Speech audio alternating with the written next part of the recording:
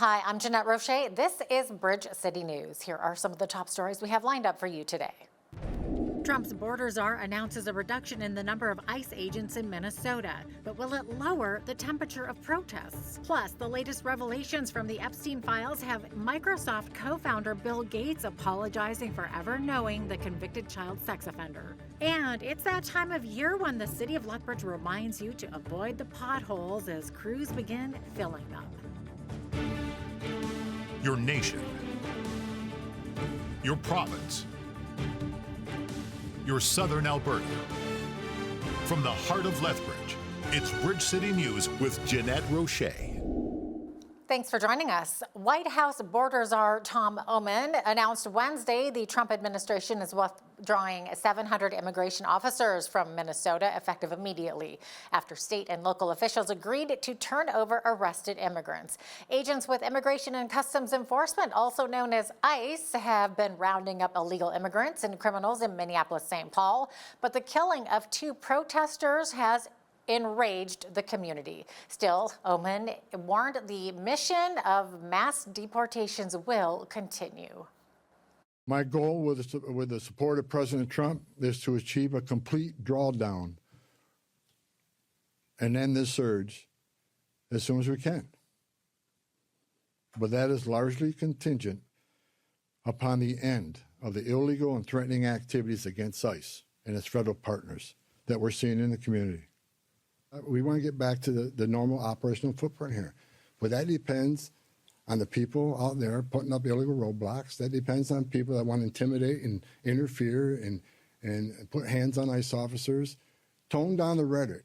Stop violating the law and impeding and interfering with us, and the drawdown be quicker. We're not surrendering our mission. We're not walking away from our mission. We're just making this more effective and more smart. This is smart law enforcement. Smart law enforcement makes it safer. And let me be clear, President Trump fully intends to achieve mass deportations during this administration, and immigration enforcement actions will continue every day throughout this country. Roughly 3,000 federal officers are currently deployed in Minnesota. Canada's Foreign Affairs Minister Anita Anand is in Washington as the Trump administration makes a case for allies to join a critical minerals trading bloc. Critical minerals are needed for everything from jet engines to smartphones, and China dominates the market. Vice President J.D. Vance says this trading bloc would use tariffs to maintain price floors and defend against China's tactic of flooding the market to undermine any potential competitors. The benefits will be immediate and durable. Regardless of how much material flows into the global market, prices within the preferential trade zone will remain consistent. Over time, our goal within that zone is to create diverse centers of production, stable investment conditions, and supply chains that are immune to the kind of external disruptions that we've already talked about. For those of you who join, we offer you a necessary foundation for private financing and secure access to the critical mineral supplies your nation would require in an emergency or some other contingency. The framework before us is a change.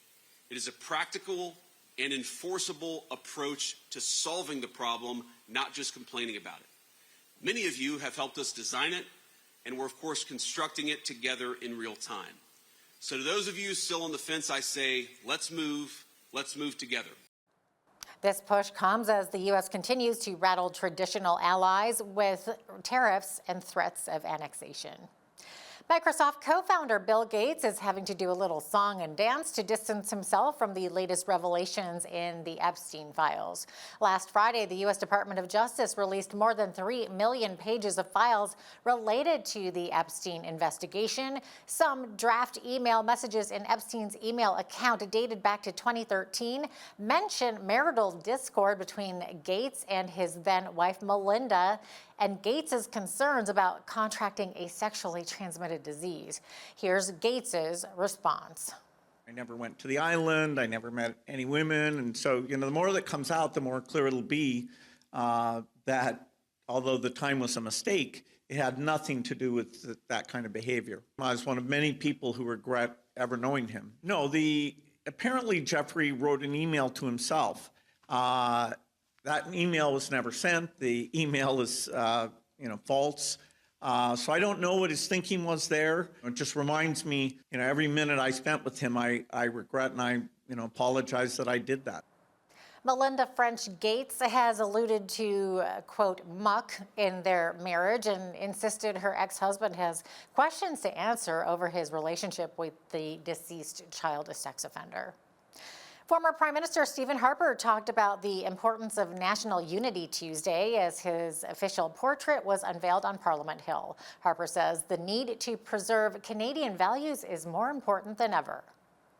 We must preserve Canada, this country handed down to us by Providence, preserved by our ancestors and held in trust for our descendants.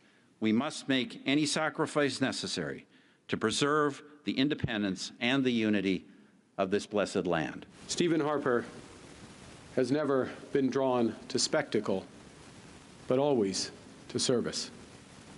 He served as Prime Minister of Canada for nearly a decade, the 6th longest tenure in our history, leaving an extensive record of policy and legislative accomplishments.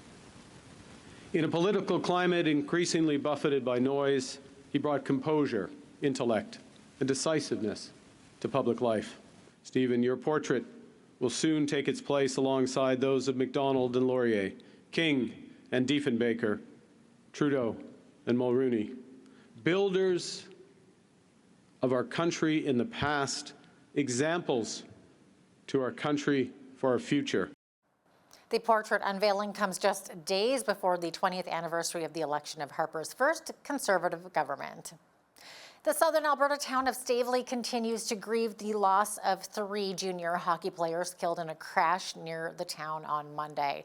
18-year-olds Cameron Casorso and J.J. Wright and 17-year-old Caden Fine, all members of the Southern Alberta Mustangs Hockey Club, were killed when their vehicle collided with a semi-truck. A number of the Mustangs players are billeted by families in the nearby town of Nanton. Mayor Jennifer Handley is one of those billet moms. We don't just host these boys, they become a part of our homes. Another plate at the table, another pair of skates by the door, another son we worry about when the roads are bad and it's late. These boys were all of our kids, the kids we wave at, coach, cheer for, and watch grow up. In a hockey community, this is a way of life. We drive these roads and cross these intersections every day. We know the risks. We pray they're safe, and yet we always live with the what if. Yesterday, that what if took 3 young lives. RCMPs say Monday's crash is believed to be nothing more than a tragic accident and no criminal charges are expected. The Provincial Transportation Ministry says it will be reviewing the safety of that intersection. This is the 3rd crash at that intersection since 2019 and the 2nd involving fatalities. A GoFundMe campaign with a goal of $50,000 has also been launched to help lift the financial burden of travel, funeral costs, and day-to-day expenses of the players' families from Canada and the United States. More than $46,000 has already been raised. The town of Coaldale is planning for the future of its downtown. The town is asking residents for feedback on its area redevelopment plan. The plan includes 4 phases. Phase 1 announced the project and launched a survey in the summer of 2025. Phase 2 now focuses on themed engagement and idea sharing around community experience, transportation, businesses, events, public spaces, and accessibility. Spencer Croyle, Director of Strategic Initiatives for the town of Coaldale, explains what Phase 2 is about. With Phase 2, engagement is going to be a community feedback table at our upcoming Community Fest, which runs from 11 p.m. to 2 p.m. on February 16th. We'll have a roundtable with some free coffee and treats, and people are encouraged to come down and sit with us and share their ideas for what they'd like to see change as our downtown continues to grow. In phase 2, we're looking at specific ideas coming from the outcomes of phase 1 feedback. In phase 3, we're actually going to be creating the draft plan itself, and then phase 4 would focus on consideration of approval of that draft plan. And each phase is meant to inquire with the community and project partners such as Alberta Transportation, our local Chamber of Commerce, and other specific groups and organizations that have an impact on our downtown. Phase 2 should run from the beginning of February until mid-April. Croyle says the goal is to have the plan finished and finalized for Coaldale's council consideration before the end of 2026. The annual Whoop Up Days Festival that takes place here in Lethbridge has earned a significant nomination and could win a prestigious award. BCN's Naveen Day has the details. Today, it is just an empty parking lot, but for a few days in the summer, it is home to Southern Alberta's largest festival. Whoop Up Days is an iconic celebration that marks the end of summer in Southern Alberta with all the favorite sights, smells, tastes, and sounds of the season. And it's these sounds that spotlight local talent that has earned the annual celebration a significant nomination from Country Music Alberta. Whoop Up Days is one of 5 finalists for the live event or presenting series of the year for Large Market Award, signifying the festival's history of spotlighting Alberta country music talent. Event Development and Entertainment Coordinator Kathleen Boniel says her recipe to assembling a great music lineup every year is like building a playlist of local talent that the community loves and enjoys. My mentality is to make relationships with local artists and start making relationships with agencies, national-wide agencies. Southern Alberta is like an untapped market when it comes to festivals, but also when it comes to highlighting local music. And I think Whoop Up Days is a good platform for doing it. And now I just get to show artists and agencies why Lethbridge and Whoop Up Days is a good platform for music. The 15th Annual Country Music Alberta Awards will be presented on March 22nd in Edmonton. Paul Kingsmith, Director of Event Development at Excite Lethbridge, says it is an honor for Whoop Up Days to be included among some of the province's largest and most prestigious music events, including the heavy-hitting Calgary Stampede. In full transparency, I didn't actually know we were in that same category as those other festivals. So when I was looking and you see the Big Valley Jamborees and Country Thunders and Calgary Stampedes, and you're like, man, that's a good group. And then you see the Whoop Up Days logo right beside it. It was like, whoa, this is incredible. It actually kind of took my breath away for a second when you see us listed against with Bullbust in 2. The other 4 that we're up against are some of the biggest events in the province. So just to see us even on the same graphic listed beside them, it truly took me by surprise, and so honored by it. Just behind me are the main entrance doors to the Lethbridge Trade and Convention Centre, which are also the main entrance to Whoop Up Days every year. And during last year's festivities, 54,000 attendees walked through them. For Bridge City News, I'm Naveen Day. Thank you for that, Nav.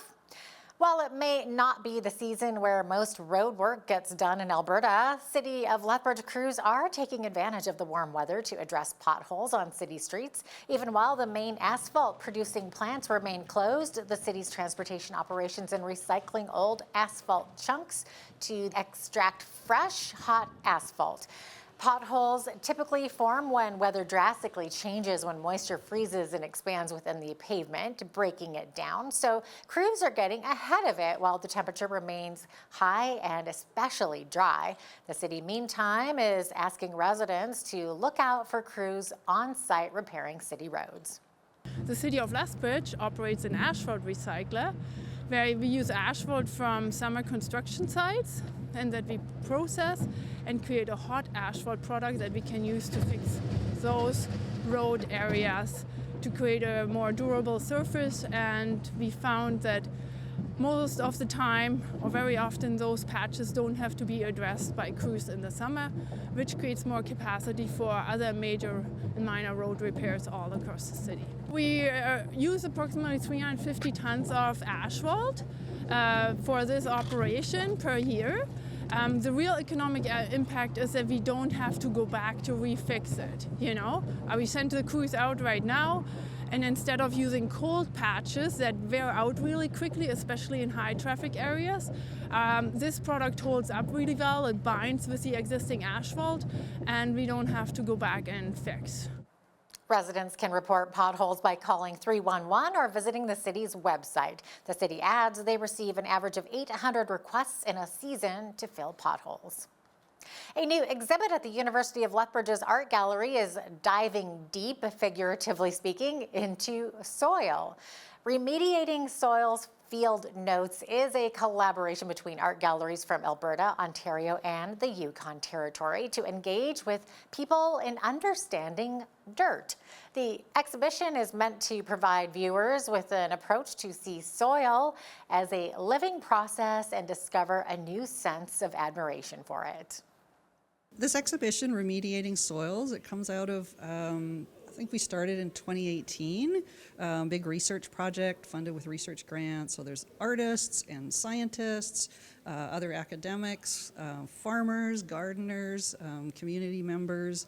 And we've been really talking about the importance of soil in relation to climate crisis and the future of, the planet as an ecosystem. The big part of what we're trying to do is just really, because of working with art galleries and artists, is to engage as many people as possible in thinking about soil and understanding that it's a living process. It's not just dirt, but it also gives one hope, because there's things that one can do to really build up and regenerate soil, and then it supports all life.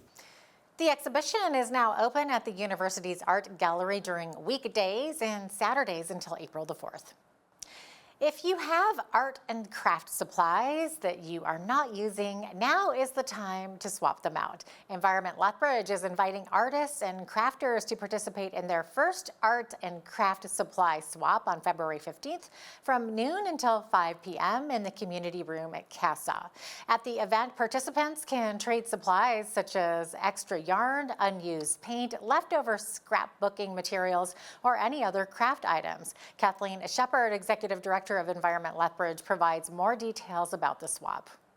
We're having the drop-off on February 14th, and then the swap will be open on February 15th. Kind of ways people can reuse different items by providing an opportunity for people to clean out some of those craft supplies, whether it was a project that you started and never finished, or just some things that you're no longer using that would be perfectly good for someone else to use. And so just an opportunity to pass those along and keep them out of the landfill. So if you have items to bring on the Saturday, we will give you a voucher that gives you free admission for Sunday. If you don't have items, you can come down anyway, and for $5, you can get in the door and you can take whatever items you like. We're also inviting teachers to come at 4 o'clock, and they can come in for free and take anything they like for their classrooms or students. Additional swap events with different themes are being planned for later in the year. To register your items or to volunteer, please visit the Environment Lethbridge website. Several Northern European countries like Denmark, Norway, and Sweden are getting ready to celebrate Festelon.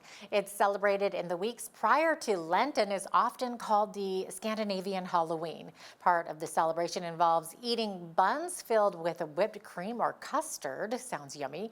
But some joggers in Copenhagen have built on that tradition, incorporating a half marathon where they run from bakery to bakery.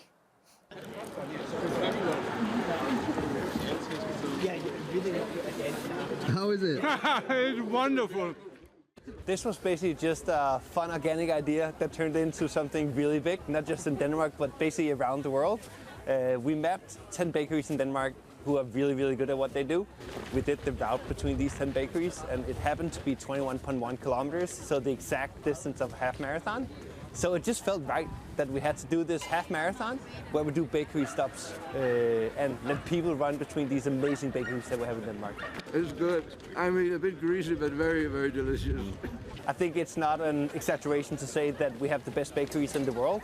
We have Fastelavn as a holiday period in Denmark where all bakeries basically do one special creation, and this is the time to celebrate the bakeries. And what we see now is that we don't not only see like Copenhageners joining this run, we see people from all over the world who try to get into this run we have, which is deemed the Fastelavnsbånd run. I don't know how they stop from getting a cramp while they're eating and running, but at least they're burning a lot of calories while they're doing it. Before we go to break, a quick sports note here. Canadian snowboarder Mark McMorris crashed today during a big air training run in Italy. McMorris had to be stretchered off the hill, and so far there's no word on the seriousness of his injuries. The 32-year-old is a three-time Olympic bronze medalist. The opening ceremony is set for Friday in Milan, Cortina, and Livigno. According to a Leger poll, most Canadians support allowing more Chinese electric vehicles into the Canadian market, despite some nagging concerns. The poll indicates 7 out of 10 people surveyed were aware of a recent agreement between Ottawa and Beijing to allow more Chinese electric vehicles into Canada. Overall support versus opposition is triple the number. So support is 61% who are strongly supportive or somewhat supportive of the idea, and only 23% opposed. Now, this comes straight on the heels of a poll last year where we had about 45% of Canadians who felt like China was an enemy country. So the Canadians have changed their views radically in the past 12 months on just how we view our relationship with China, and this is just one example of that. The agreement and the favorability of this trade deal does not come without its concerns. There's only 20% who say, I'm not worried about anything. And you're right, at the top of the list, vehicle quality and durability, because they hear story after story in the media of how these vehicles they're being produced at, sometimes half or even less the price of comparable Teslas or other EVs in the marketplace. So there are questions to see if that is going to hold up from Canadian consumer standpoint. And we're not without concerns on the impact on the Canadian auto industry. That's been a major barrier in the past, and that's equal in the eyes of Canadians. About 38% say that they are going to watch the impact and see how that unplays. And then there's also data security and privacy. We've been conditioned as Canadians about worries about TikTok and social media and surveillance and Canadian interference with elections from Chinese or Russian counterparts, and so Canadians do have that in the back of their mind as a significant worry, and that will play out as it plays out. The poll also shows 57% of respondents think Canada should not limit trade with China in order to avoid economic retaliation from the U.S. and Trump, whereas 21% say trade with China should be limited. DeRossier Automotive Consultant says Ottawa sales in January fell amid winter storms and ongoing geopolitical uncertainty. The firm estimates 114,000 vehicles were sold in January, down 2.9% from last year. It says January 2025 was a tough comparison as the first month of last year matched 2018 as the strongest January on record. The auto sector faces uncertainty ahead of the review of the trade agreement between Canada, the United States, and Mexico later this year. And now here's a look at today's markets. The TSX was up close to 183 points on the day to 32,571. The Dow was up 260 points to 49,501. The S&P 500 was down 35 to 6882, and the Nasdaq was down 350 points to finish at 22,904. West Texas Intermediate Oil was up $1.28 to 64.49 US per barrel. Natural gas was up 14 cents to 3.45 US. Gold was up $18.09 to 49.6448 US an ounce, and silver was down 3.55 to 81.53 US an ounce. Feed wheat is at $7.57 per bushel. Barley is at $5.88. Canola is at $14.90, and corn is at $7.03 per bushel. Live cattle were up 20 cents to $240.52. Feeder cattle March contract was up $2.15 to $370.07. Lean hogs were down 55 cents to $88.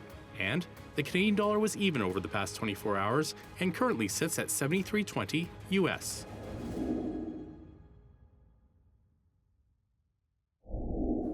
Recapping one of our top stories, the man in charge of the U.S. border is pulling back the number of agents rounding up illegal immigrants in Minnesota. Tom Homan announced today that there would be an immediate drawdown of 700 agents, but he reiterated the enforcement operation will continue. The drawdown comes after state and local officials agreed over the past week to cooperate by turning over arrested immigrants. As the illegal immigration crackdown continues south of the border, anti-ICE protests have been springing up in both the U.S. and Canada. Canadian businesses with any sort of relationship with U.S. Homeland Security are being targeted. Coming up, University of Alberta's Professor Brian Spencer will discuss the protests and how businesses are adapting to this hypersensitive political environment.